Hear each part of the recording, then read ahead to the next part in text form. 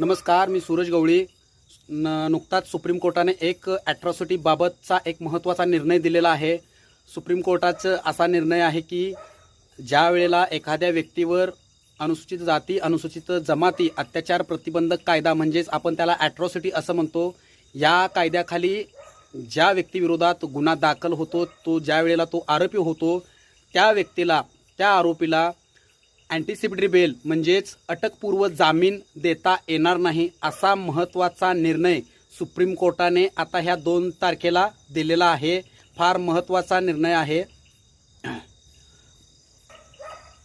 आणि मी आता सध्या माझ्या फार्मवरती आहे आणि माझा एक मित्र आहे. आता तो सध्या जेवण करायला लागलेला आहे.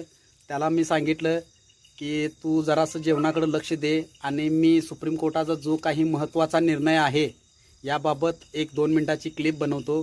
तर मित्र हो, सुप्रीम कोर्टाने फार महत्त्वाचा निर्णय दिलेला आहे. ॲट्रॉसिटी कायद्याअंतर्गत गुन्हा दाखल झाल्यानंतर तुम्हाला अटकपूर्व जामीन देता येणार नाही.